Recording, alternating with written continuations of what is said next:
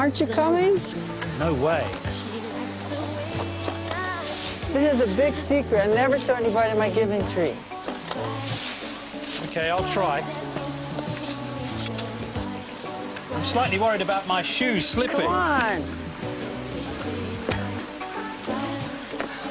Is it safe? Yeah, of course. I'm frightened. My I think inspiration. I'm going to stop here. You don't climb trees? No, I do not. You're missing out. I'll leave you to it.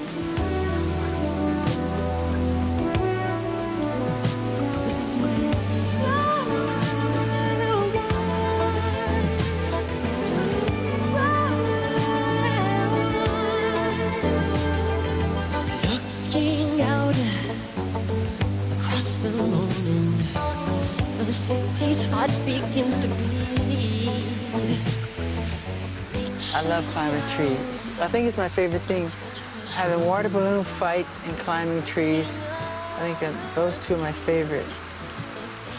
Don't you prefer making love or going to a concert, or you really mean that you prefer climbing trees and having a balloon fight? Yeah, water balloon fight. And you prefer that to anything else? Well, as my pastime fun, you know, can't compare it to performing. But other people play football, basketball. I like to climb trees.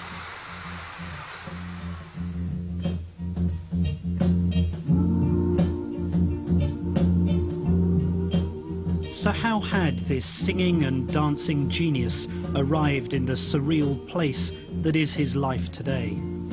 I started to look for answers back at the beginning.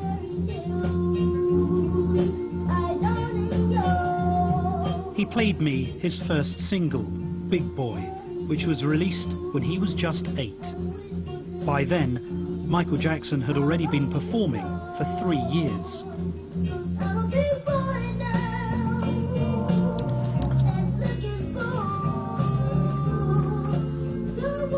Do you remember when you first discovered that you had a special musical talent? My mother caught me making my bed one day, and I was singing. And she said to my father that I could sing, and he didn't want to hear of it. You know, he said that Jermaine's the lead singer, not Michael. My mother said, Joe, you really should hear him sing. He can sing. She goes, no, Jermaine's the lead singer of the group, and that's it. She forced him to listen to me, and once he listened to me, from that moment on, I was the lead singer of the group.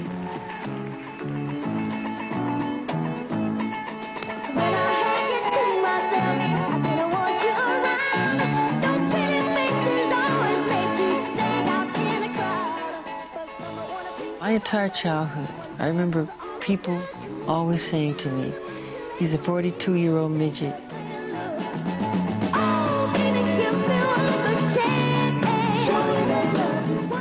At first I didn't understand, but what they meant was the way I, you know, moved on stage and the way I sang, like you say, the inflections or whatever.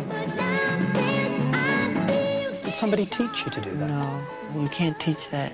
You can't teach it. It has to come from inside. It's a gift, you know.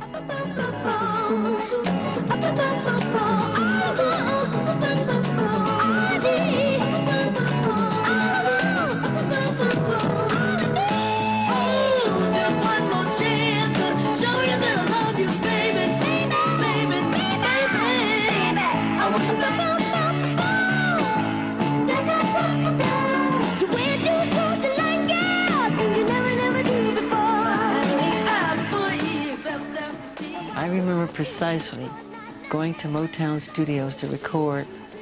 And right across the street from the studio was a park. And I could hear the roar of the, you know, the Little League team, and they were playing soccer and football and volleyball, and they were playing baseball. And I remember a lot of the times looking back and really hiding my face, crying.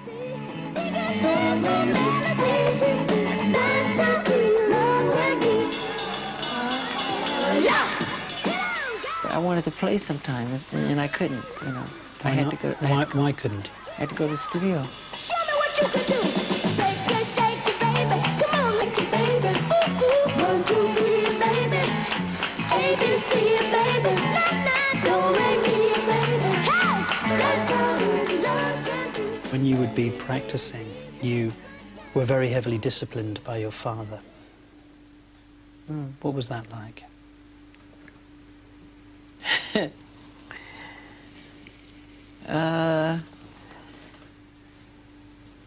Well, I didn't have it that hard because he used me as the example. It was like, do it like Michael. You know, and he practiced us with a belt in his hand. And if you miss a step, expect to be... Just let me go back. You just said that you would practice the dance steps and your father would be holding a belt in his hand. Is that what you just said? Yes. And he would tear you up if you missed. And so we, not only were we practicing, we were nervous rehearsing because he sat in a chair and he had this belt in his hand. And if you didn't do it the right way, he would tear you up, really get you. And I got it a lot of times, but I think my brother Marlon got it the most because he had a hard time at first. And he tried so hard. And it was always, do it like Michael, do it like Michael, you know. But the others were very nervous, and I was nervous too, you know, because he was tough. How often would he beat you? Too much. Would he only use a belt?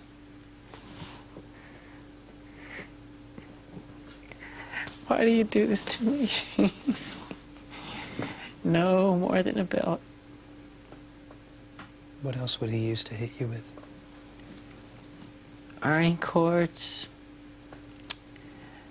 whatever's around.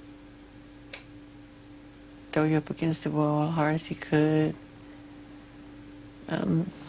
See, it's one thing to... But you were only a child. I know. You were a baby. I know. It's one thing to discipline. And you were producing successful records. I know. He would lose his temper. I just remember hearing my mother scream, Joe, you're going to kill him, you're going to kill him, stop it, you're going to kill him, you know, and I was so fast, you know, he couldn't catch me half the time, but when he would catch me, oh my God, it was bad. It was really bad. I looked up at the screen and couldn't help wondering what effect this violence had on young Michael.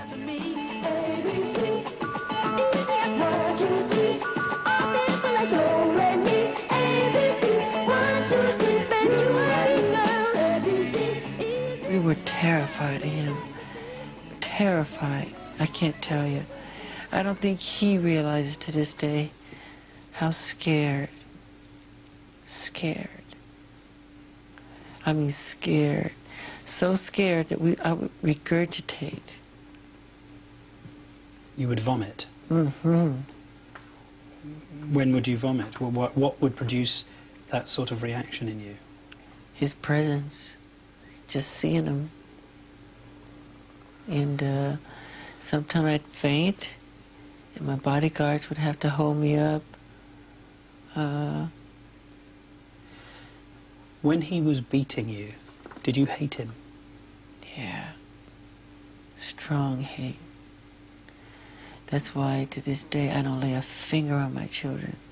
I don't want them to ever feel that way about me. Ever. And he didn't allow us to call him Daddy. And I wanted to call him Daddy so bad. He said, I'm not Daddy, I'm Joseph to you, you know? And I totally forgive him for all of it, you know? You have to. But I don't allow my children to call me Michael. I say I'm Daddy. It's just the opposite. So when people say the abuse, that's not true. That's not true at all.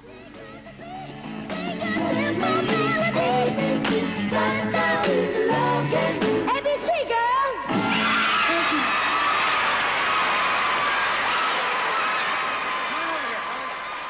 30 years on, the memories seemed as raw as ever. But there was little time now for reflection.